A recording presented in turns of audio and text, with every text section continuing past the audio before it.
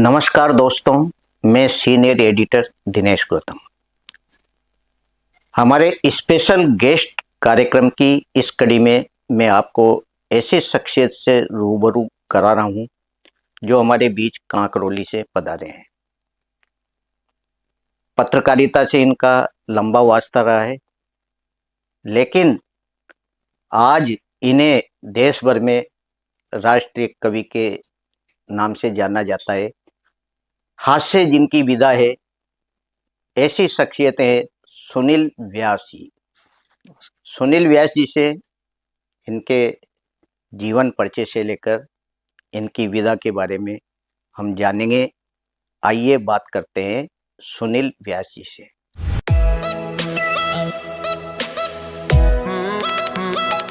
व्यास जी, आपका हमारा स्टूडियो में बहुत बहुत स्वागत है। आप मेरा सौभाग्य है सर, और मुझे अच्छा लग रहा है कि मैं आज इस प्रतिष्ठित आपके इस चैनल पर आया हूं जी और कुछ बोलने का मौका मुझे दिया है आपने। जी मेरे तमाम जो श्रोता इस चैनल को जो प्यार करते हैं उन सबको मेरा प्रणाम करना चाहता हूं मैं। और जैसा कि आदेश था हमारे सीनियर एडिटर साहब का कि इन्होंने बताया कि ये राष्ट्रीय हास्य कवि है, ऐसा कुछ नहीं है। मेरा तो एक ही काम है जो ईश्वर ने दिया है कि लोगों के चेहरे पर मुस्कुराहट बांटने का।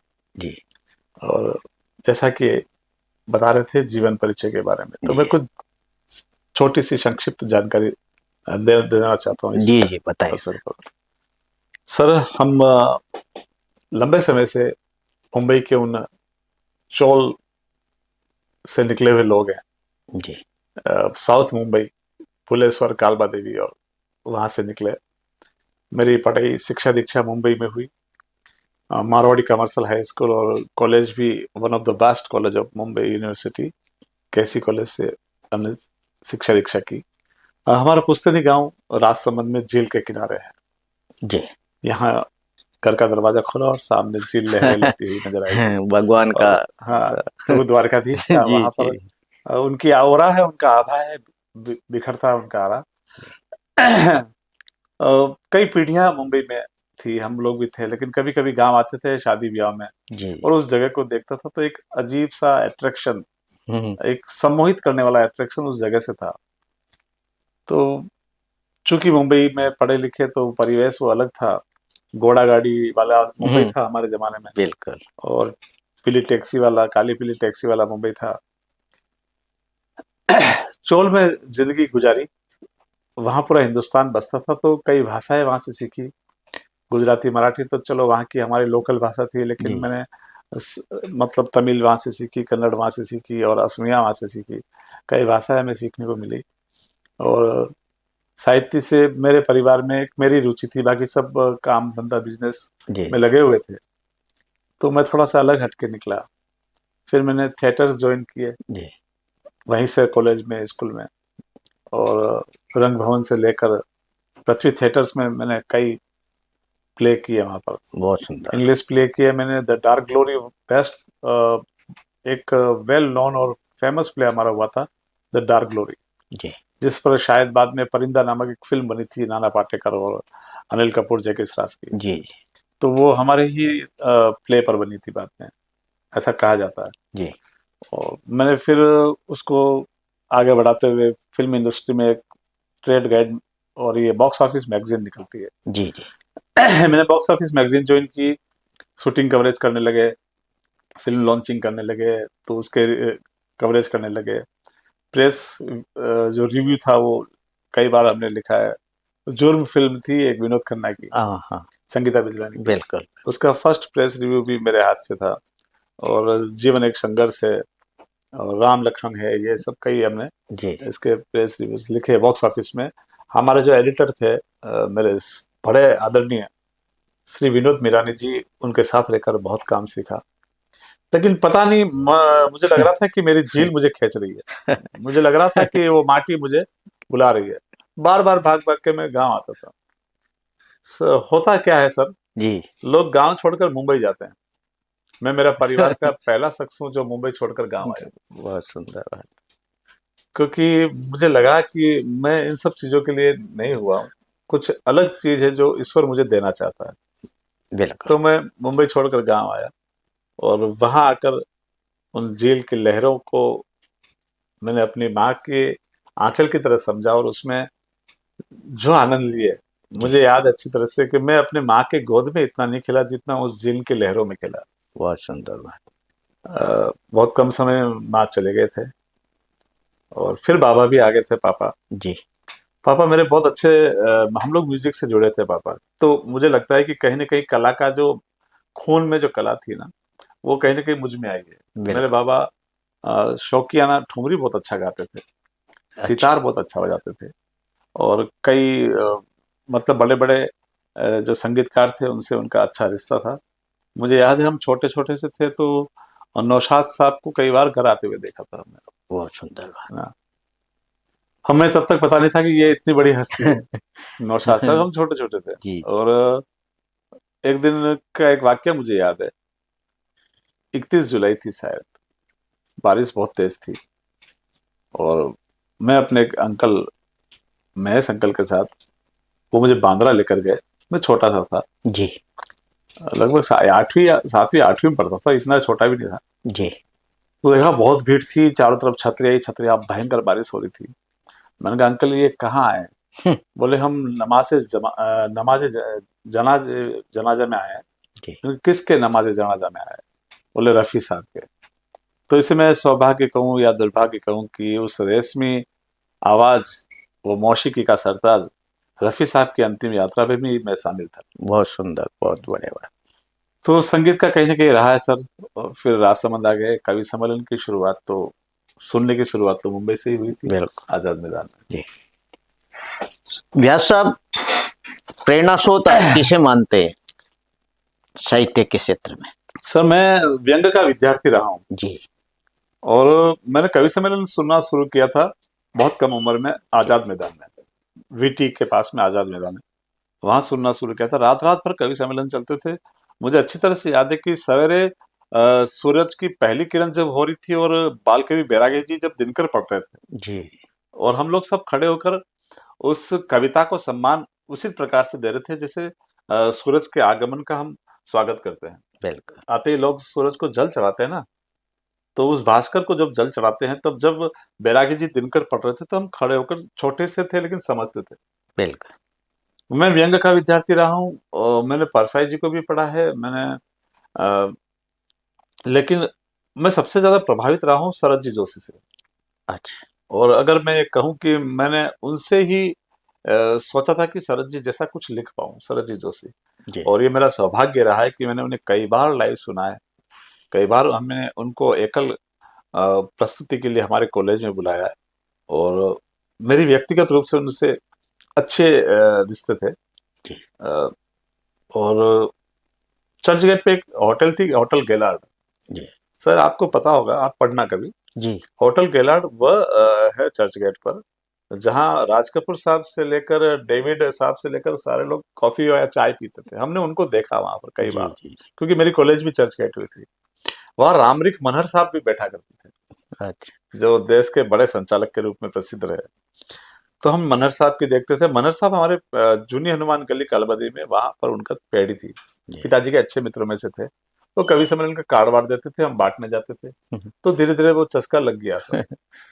फिर राजसमंद आ गए, तब तक अंधेरा था, करना क्या है, कैसे क्या करना है।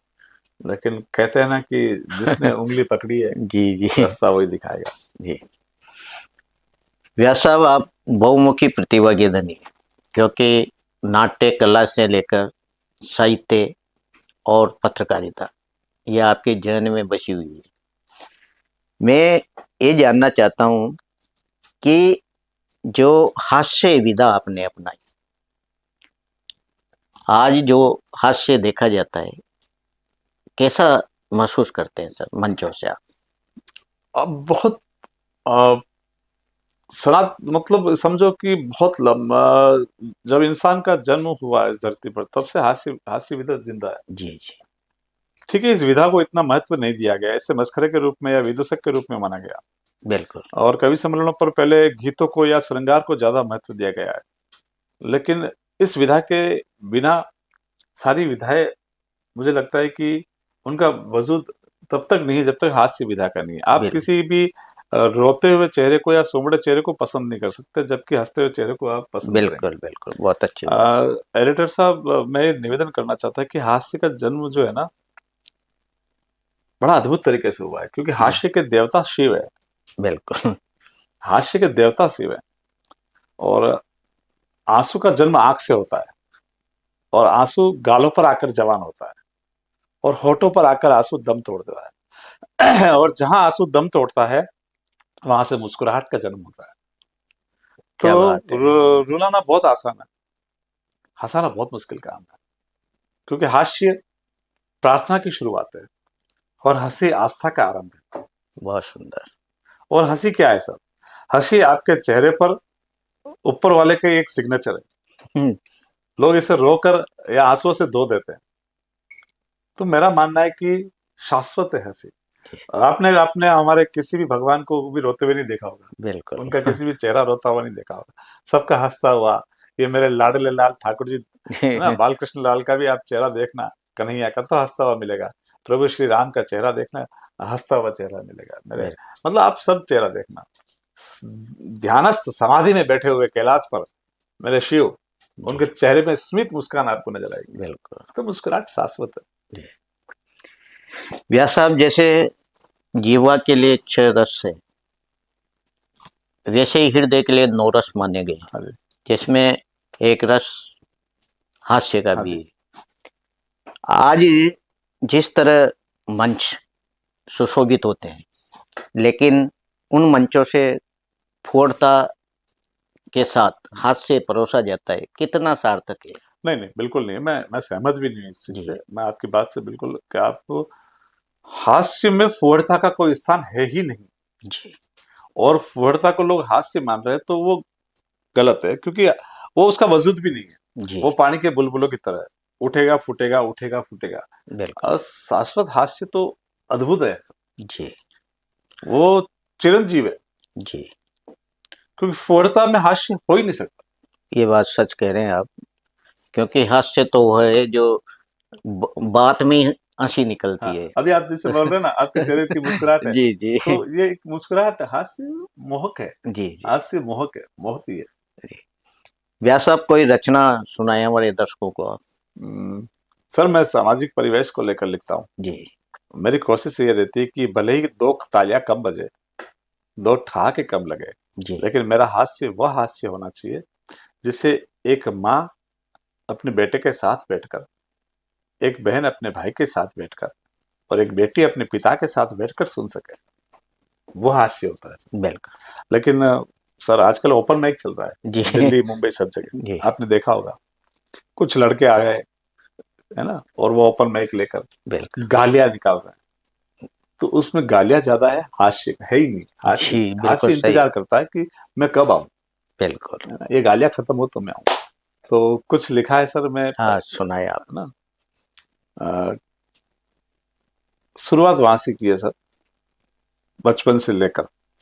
मैं उन यादों को आज भी जिंदा रखना चाहता हूँ। जी, क्योंकि वह साइकिल का पहिया, वह तार का स्टीयरिंग लेकर पूरे गांव को नापते हैं। आप भी जो रिकॉर्डिंग कर रहे हैं हंस सकते हैं ना, मुस्कुराहट हंस सकते हैं। इतनी गंभीर बात मैं करूंगा नहीं, है ना।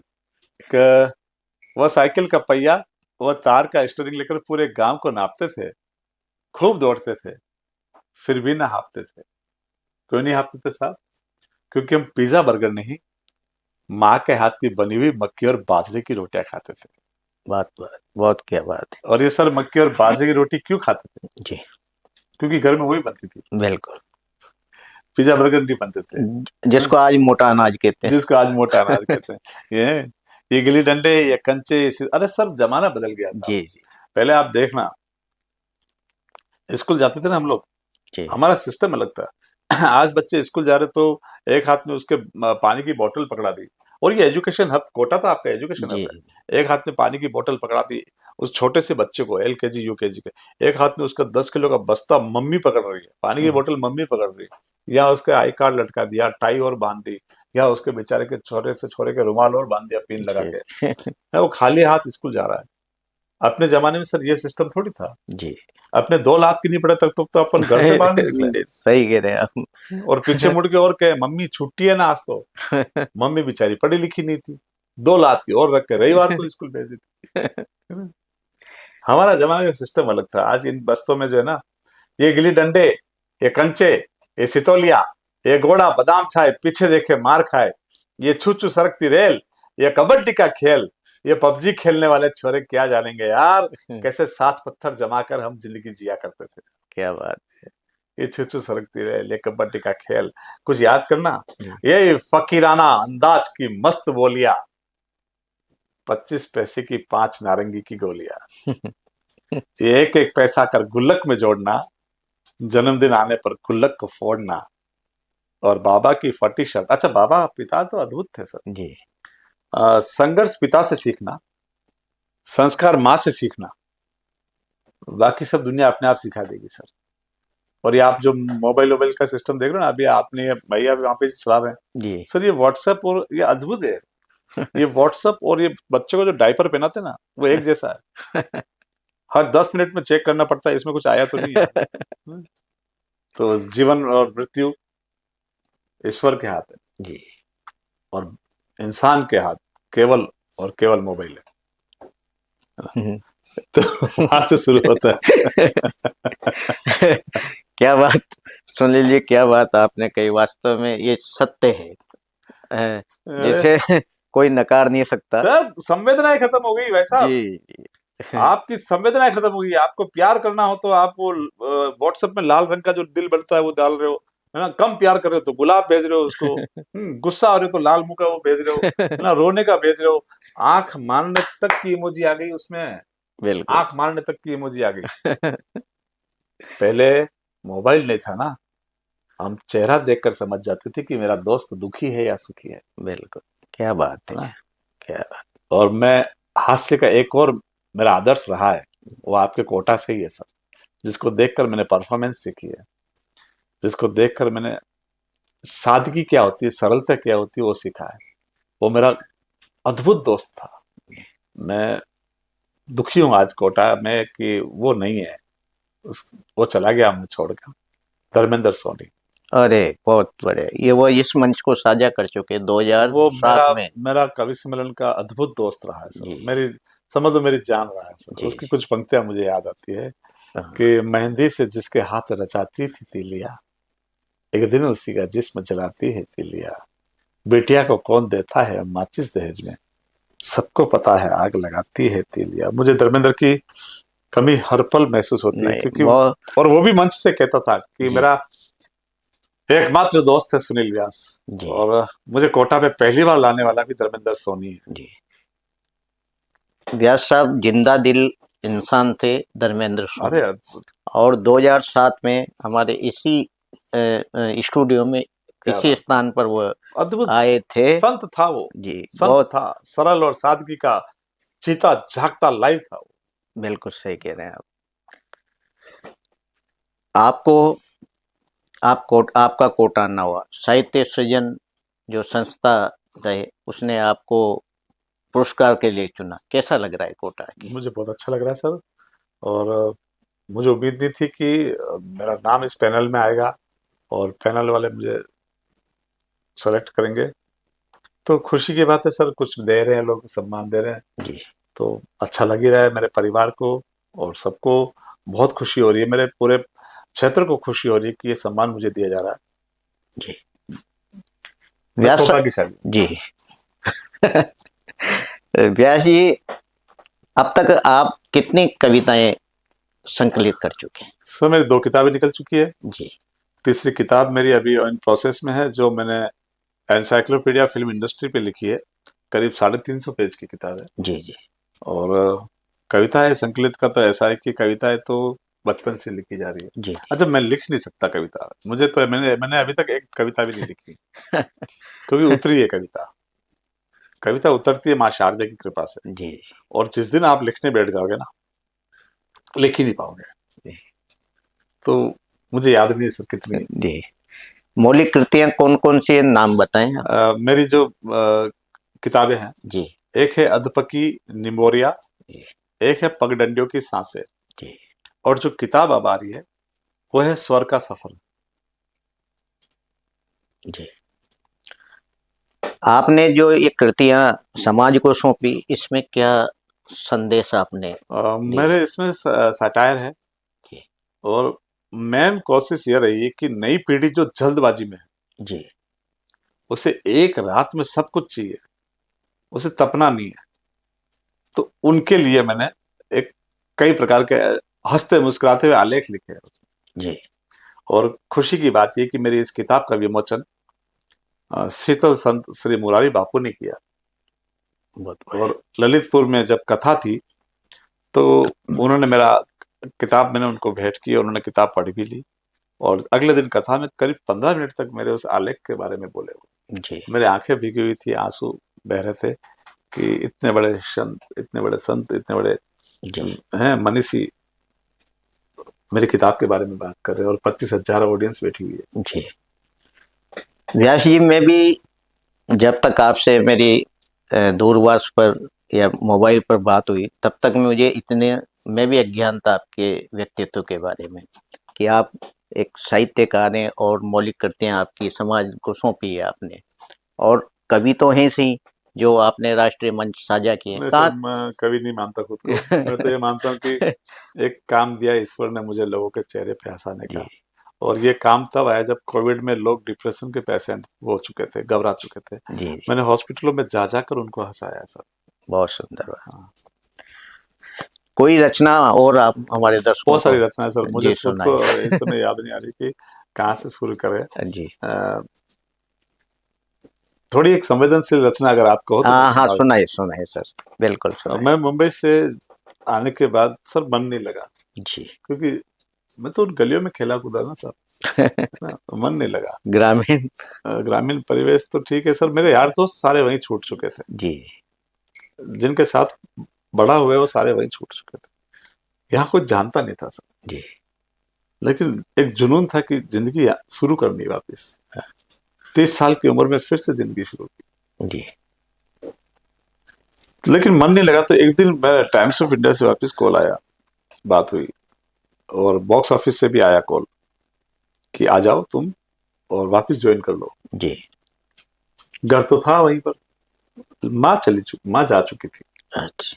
तो मैंने बाबा बैठे हुए थे जेल के किनारे, और मेरे बाबा बड़े अद्भुत थे सर, बहुत अद्भुत थे। मैंने जिंदगी में अगर किसी को भगवान के रूप में देखा है तो मेरे पिता को देखा है।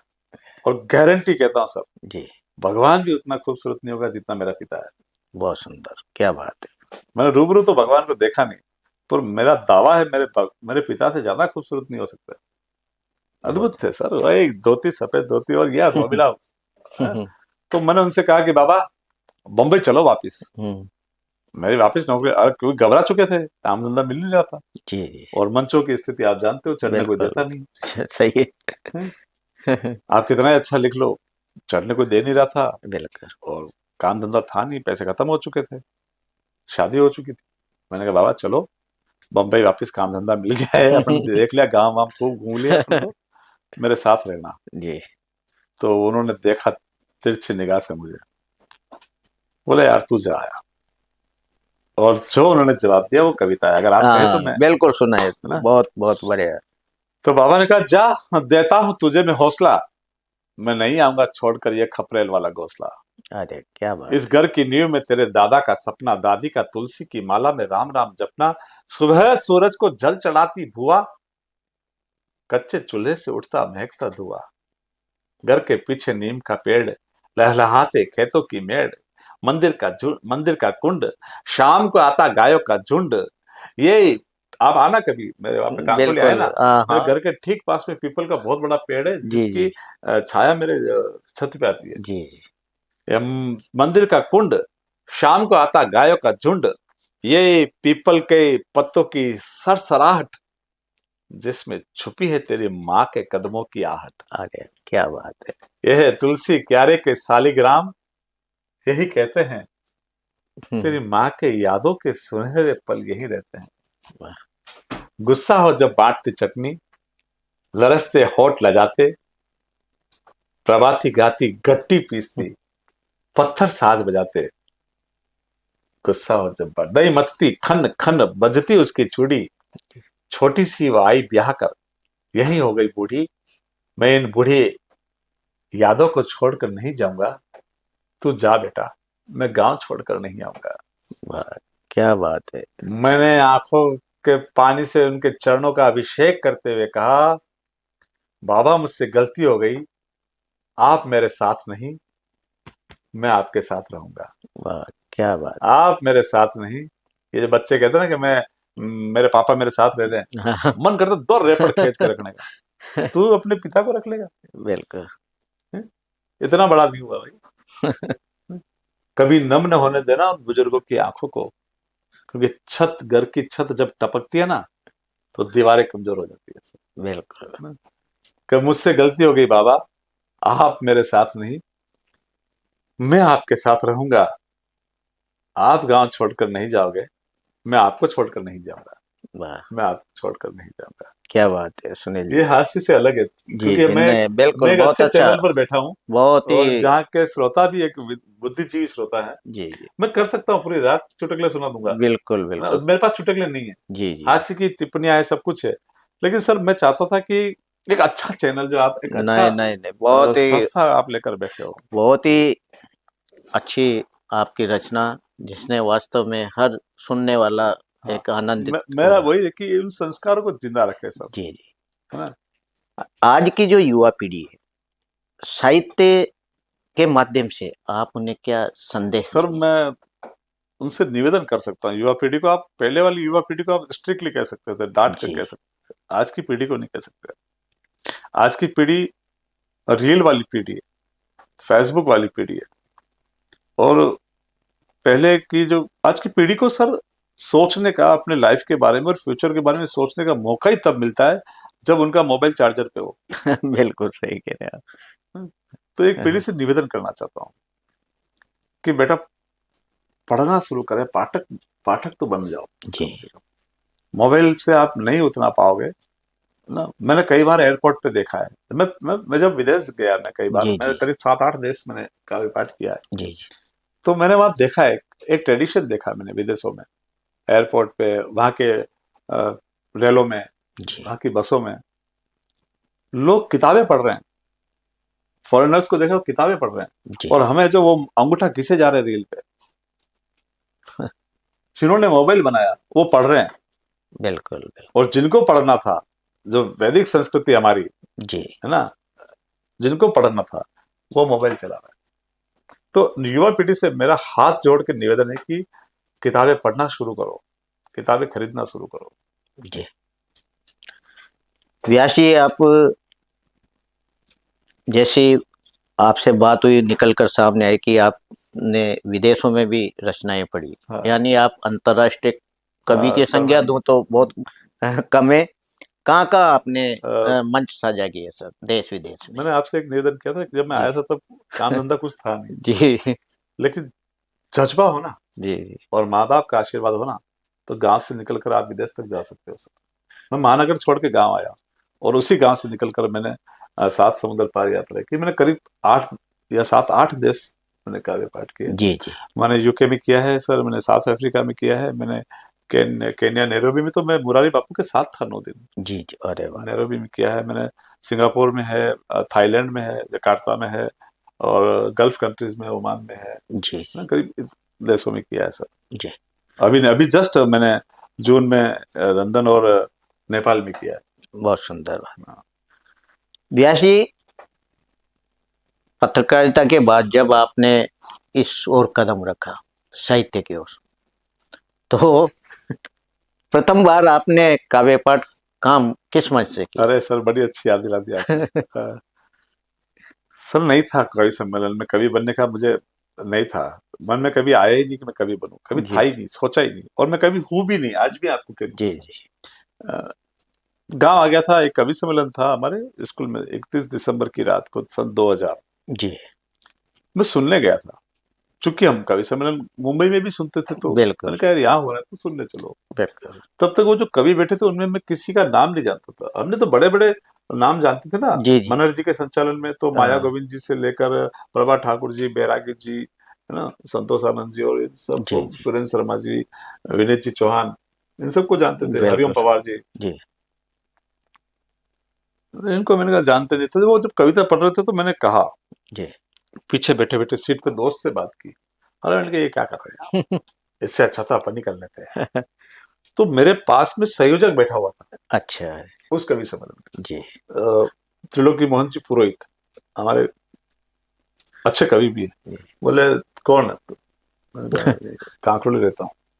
तो इससे अच्छा कर लेगा। अरे मैंने कहा अच्छा मुझे पता नहीं ये संयोजक है। जी जी अरे मैंने कहा कोई कविता पढ़ रहे हैं, फोर्ट चुटकुले पढ़ रहे हैं अश्लीलता का, अपने कविता तो है ही नहीं इनके पास। जी बोले तू सुनाएगा? ओ मेरे को खूब आती है। वो भाई ने जाके मंच पे घोषणा कर दी, अरे दो लड़के बैठे हुए, हम दोनों घबरा के बाहर भाग गए। और उस समय क्या है कि गांव में थे तो वो एक नई प्रथा चली गुटखा खाने की, हाँ हाँ हाँ हम उसकी लत लग चुकी थी। हम दोनों पान की दुकान पे गुटखा बना रहे थे, वो बाइक लेके फिर आगे, बोले कहाँ भाग गए तुम, चलो। वापिस बिठा के लाए, मंच पर रख दिया। संयोजक ने बुला, वो जो संचालन कर रहा था, मैं नाम नहीं लूंगा उनका, जी जी उसने मुझे बुलाना ही भूल गया। अच्छा समापन ही हो गया, है ना, समापन हो गया तो जो संयोजक था वो चिल्लाया उस पर, आपने समापन कैसे कर दिया, वो बच्चा लेके आया हूँ, हाँ उसको हाँ बुलाओ। तो उसने मुझे कहा भाई 4 लाइन बोल रहा, टाइम नहीं है, खत्म हो गया है, हाँ, हाँ। ठंड है। मैंने कहा 4 लाइन ही आती है। जैसे 4 लाइन सुने सर, सामने से वंश मोर आई। जी अरे क्या बात तो मुझे लगता है कि कहीं ना कहीं मेरा ईश्वर, मेरे माँ बाप की जो शक्ति, वो चाहती थी कि मैं इस लाइन में आऊँ। है। फिर परंपरा चलती गई।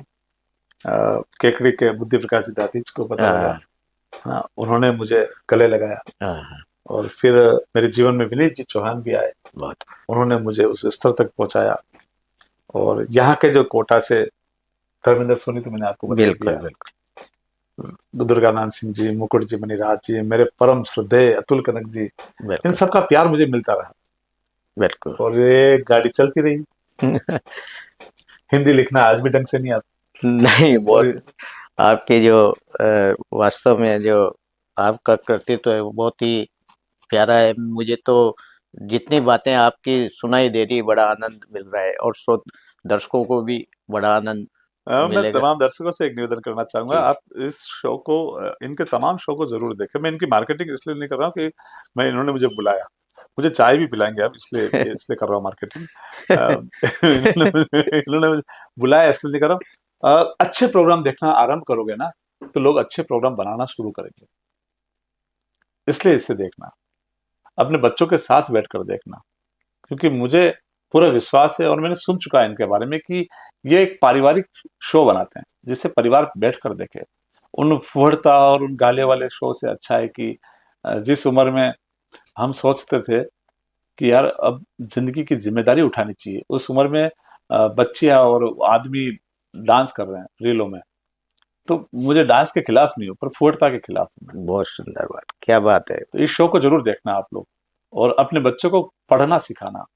एक किताब कहीं से भी लाकर देना कि बेटा इसको पढ़, भले ही एक पेज पढ़, पर एक पेज रात को रोज पढ़कर सोना, मोबाइल छोड़कर। जी व्यास जी, आपकी कोई बड़ी उपलब्धि, कोई सम्मान सर जो। मुझे काका हाथरसी हास्य सम्राट सम्मान मिल जी चुका है। बहुत सुंदर बात। ये मेरे लिए जीवन की बहुत बड़ी उपलब्धि रह चुकी है। ये यहाँ पर हाथरस में काका हाथरसी हास्य सम्मान मिल चुका, मुझे कई सम्मान मिले सर। जी जी मध्य प्रदेश से भी मुझे अमृत निगम सम्मान मिल चुका है। सबसे बड़ा सम्मान तो तब मिला जब मेरे पापा ने अंतिम प्रोग्राम लाइव सुना, और घर बैठकर जब मैं उनके पास आया तो उन्होंने सिर पर हाथ रखा, जी जी बोले तू बड़ा आदमी बनेगा। तो वो सम्मान मेरे लिए बड़ा था। कई सम्मान मिल चुके सर, अब मैं क्या बताऊं। व्यास जी, जाते जाते एक रचना हमारे दर्शकों को अरे बिल्कुल। और सुनाई जाए।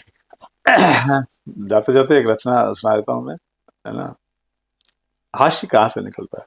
जी मैं आपको, न तो मैं छंद लिखना जानता हूँ, न मैं मुक्तक लिखना जानता हूँ, मैं तुकबंदी भी लिखना नहीं आता है मुझे। जो सहज रूप से अंदर उतरा है वो मैं बता देता हूँ। बिल्कुल सुना।